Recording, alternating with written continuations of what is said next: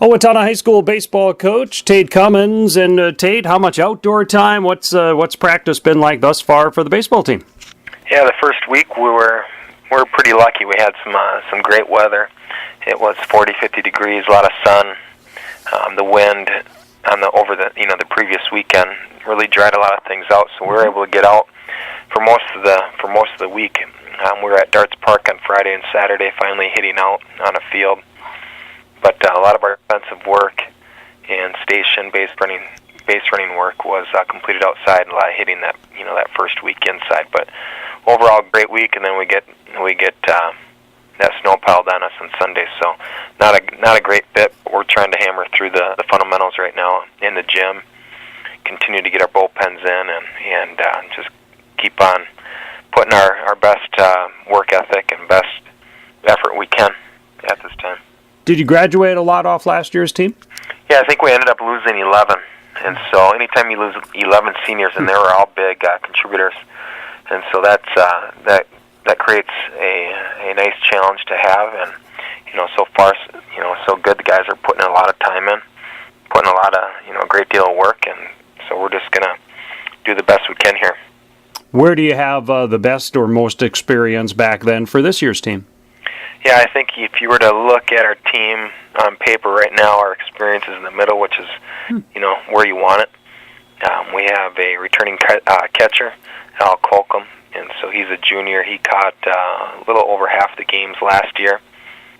One of the better arms within the conference, does a nice job blocking, really communicates well with our pitching staff, so we're very happy to have him back. Isaac Rocha did collect about 4 starts last year, so at this time he's looking very, very good.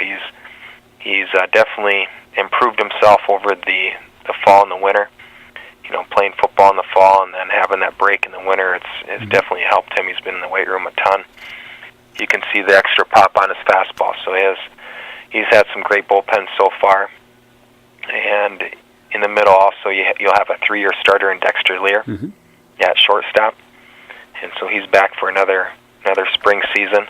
And Blake Westfall did play quite a bit as a center fielder in the Legion, and so he's somebody that we're going to rely on. There's a few things within his game that he definitely can put some more time in and can improve. But overall, he provides a lot of speed and whether it's on the bases or getting that ball down to the left side, he's a left-handed batter. And so just trying to make things a go. The pitching, do you have good candidates, a number of arms that you'll be able to utilize? Yeah, I mentioned Isaac Rocha. He's done a great job. Trey Fales did throw quite a bit.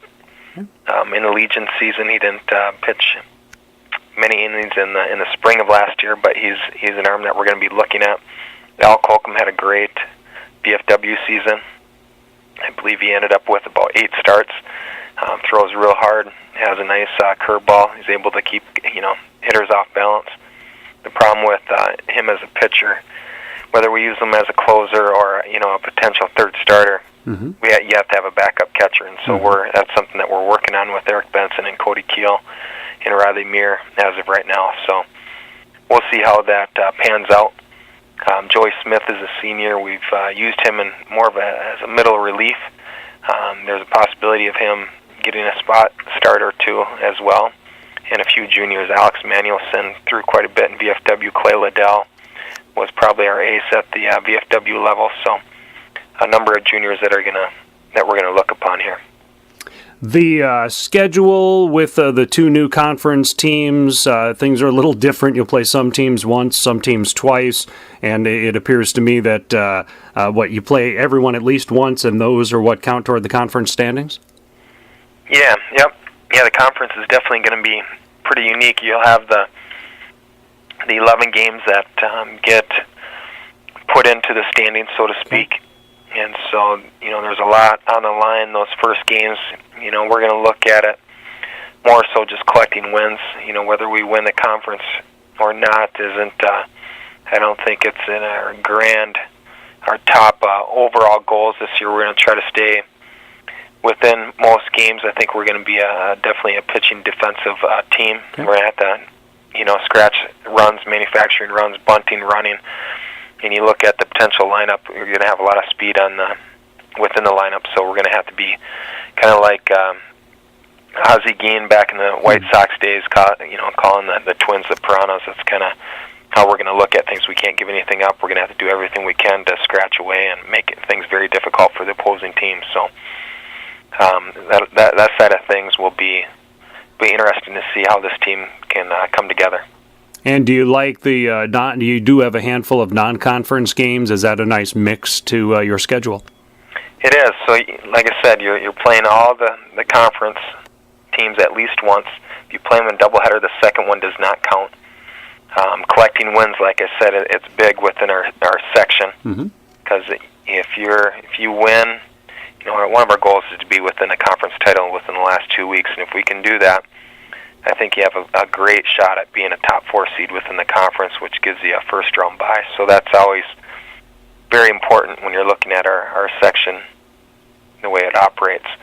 And then our non-conference, I do like our non-conference schedule. We have Rocori coming in, St. Cloud Apollo coming down, Chanhassen, and then we're also playing JM in an extra game. So I think our non-conference, they're very challenging games. Apollo lost a little bit. I'm not sure if they're going to be as good as they were last year. They did sneak a win against us last year, but Rocori is generally a powerhouse program, and they're going to be much improved. I think we battled with them 12 innings last year and beat them at their home park. So I think that's going to be a tough game. Chanhassen's growing very, very fast, so it's a nice challenge for us. Great. And April 7th at home is the hoped-for start day, right? Yeah, we open up with Rochester Century. I have them as a top 3 team in the Big Nine. I think they return quite a bit.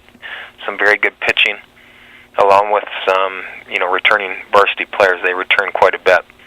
You look at the Big Nine. Northfield should be very good. Mankato West should be very good, along with Rochester Century and Mayo. Tate, thanks a lot for the time. Good luck getting them all ready to go for the season. No problem. All right, Tate Cummins, Owatonna High School Baseball on KRFO.